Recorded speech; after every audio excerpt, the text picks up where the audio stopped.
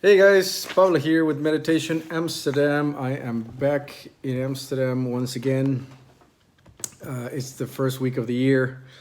It's been a rough start after a flight back from Guatemala, which had to be grounded in Canada due to some lady who got pretty sick in midair. And I wanted to start the year picking up on the book Mindsight by Daniel Siegel, which I had commented on before. I have a bunch of bookmarks here, and there was a particular topic that I wanted to talk about, which was this whole this whole idea of the workings of what you could call a concerted mind, a mind that is working in what Daniel Siegel compares to a choir, right? So in a choir, there are several individuals, but there is there is harmony in the choir. Even though they may be singing different notes and they may be singing even different. So they're singing at different scales, for example, or different registers. It still sounds harmonious because they are, in essence, singing in notes that are harmonious to one another, and they might be even singing different words, right, or answering to one another, singing.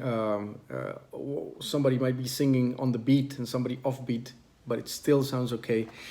And the secret to that is that they have kind of agreed to follow a certain tune and to pretty much let's say obey the conductor, so to speak. And so this refers to chapter 4 in what Daniel Siegel calls the complexity choir. So I'm going to read a couple of quotes and just comment on them to give you some ideas of what it is that we're trying to achieve when we're doing meditation. Now, the practice of meditation is not it's barely mentioned in the book. It's kind of mentioned, and there are some techniques here and there that are meditative, but he is more talking about mind, and he's talking about general awareness and focus and things of that kind, all which are cultivated through meditation, of course. So So we talked in the past about a number of characteristics that define happy people, such as gratitude, compassion, and we talked about how integration from left to right on the brain, from top, which is the prefrontal cortex, to bottom, which is the brainstem, and all the way through the limbic system, which is in the middle, and then all the way to the periphery, which is the body, is super important for that. But then Siegel elaborates on this, and he talks about the mind. He conceives the mind as what you could call a complex a complex system, right? So it is a system that, when it's in harmony, it kind of it flows, and when it's in disharmony, it tends to the extremes of. If we take our usual analogy to the extremes of yin and yang, which are rigidity and chaos. And so a mind in flow is working well, makes the individual happy, and a mind that is not in flow tends to be either too rigid or too chaotic, or both, as a matter of fact. So it flips neurotically between being too rigid and being too neurotic, as opposed to just flowing with ease at the situation. So, and again, so what we're trying to do when we meditate is we're trying to create a mind that is constantly in flow, because it's becoming more and more integrated. And so, to elaborate on that flow versus rigidity, he says, as a psychotherapist, I work closely with many people in a state of distress. States that to me seem to be characterized as either rigidity or chaos, or both. Or both. Individuals might be stuck in depression or paralyzed by fear.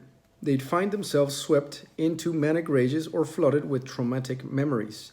Sometimes they'd fluctuate between these extremes, stuck in a whirlwind of energy and information, terrified by minds out of control. And we've spoken about this in the past and mentioned how when you don't have the mind power and the integration in your mind through meditation, your mind is essentially doing whatever it wants. It's flipping all over the place, and you're at the mercy of it. And as you practice meditation, you start to become a master of your mind, which is what you want, because to the degree that you master your mind, you master your entire life and your environment as well. So so again, right? So talking about the mind as a complex system, he says complexity theory examines systems that are capable of becoming chaotic and are open to receiving input from outside themselves. That's how he defines the mind, as a complex system. A complex system is said to regulate its own emergence. In other words, the mind is constantly rewriting itself based on input it's receiving from the outside and based on its predetermined patterns that you were either born with or given when you were very young. And what's important about this is that somewhere else in the book, he says that the way in which you utilize your focus has a structural consequence in your mind. So it structurally changes the way it looks and the way it works. We talked about the way it looks. We talked about how people who meditate a lot, their mind gets curlier. The outside is just, these little nooks and crannies that you see on a brain. They become deeper and stronger because your prefrontal cortex is becoming stronger. So the system itself has certain properties that determines how it unfolds over time. So in a sense, it means that a brain is responsible for itself. A brain is asked to assemble itself in a sense. And that's one of the reasons that exposing ourselves to good practices and good environments is very important, because that starts to determine how our brain keeps shaping itself. And here's the important part about all this. It says a system that moves towards complexity is the most stable and adaptable. So keep this one in mind, very important. A system that moves towards complexity is the most stable and adaptable. And by complexity, Daniel Siegel is advocating this integration that we've been talking about through meditation, the integration of left to right hemispheres of the brain from top to bottom, and also from the inside of the mind to the outside environment.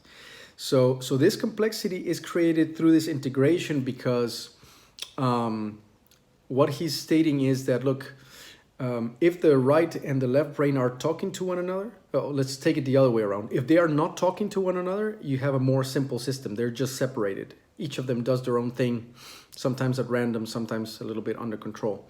When they are integrated, now you have a more complex system because there's more connections going on. But because of that integration, those extra connections, the system is more complex, and therefore it is more stable. So just as like a choir, right? So if we go back to the analogy of the choir, if you have two people singing completely separately, doing their own thing, well, that's kind of simple, but they're not really acting as a team, and what they can achieve individually is not as big as what they can achieve if they were singing in a duo that was in perfect harmony. And how do they achieve perfect harmony? Through integration. They have a discussion with one another, they agree on the rules, they agree on the key that they're going to sing, and then they go out and do it. And if they're both fairly capable, they'll do it fairly well, and then suddenly something happens that is really, really good. If you've ever heard a famous duo sing, like Simon and Garfunkel, for example, they do something very beautiful because they're good at what they do and they've agreed on the rules of the game. That's what meditation actually is. It is one part of your brain, which is your prefrontal cortex, the part here, the executive functions here at the top, having a conversation with every other part of the brain, and through observation of the thoughts that come up or the emotions that come up or bodily sensations, these are all parts of the brain flaring up, and the prefrontal cortex, the observer and the director of the choir, having a conversation with each of them constantly. And the more these conversations happen, the more the mind starts to become integrated. So your mind becomes an integrated system that has moved towards more and more complexity, more connections, and then think about each of the different parts of your brain as one of the members of the choir. You have the brainstem directing bodily functions, and then you have the limbic system directing emotions, and then somewhere here across you have your motor cortex and your sensory cortex giving you body sensations, and somewhere here you have your temporal areas giving you memories, and somewhere here you have thoughts flaring up.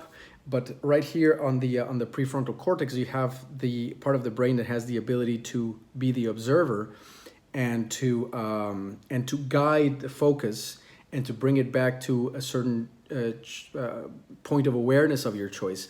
And in doing that, it is observing, it is assessing what the other parts of the brain are doing. It is therefore creating a stronger connection with them, and creating that complexity. So it's having a conversation with each of them, and it's starting to integrate them more and more and more, so that the more you meditate, the happier you become and the more effective you become.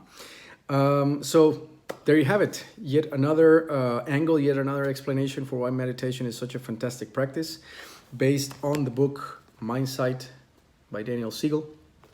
Great little book if you're into neurology, a little bit of psychology, and mindfulness.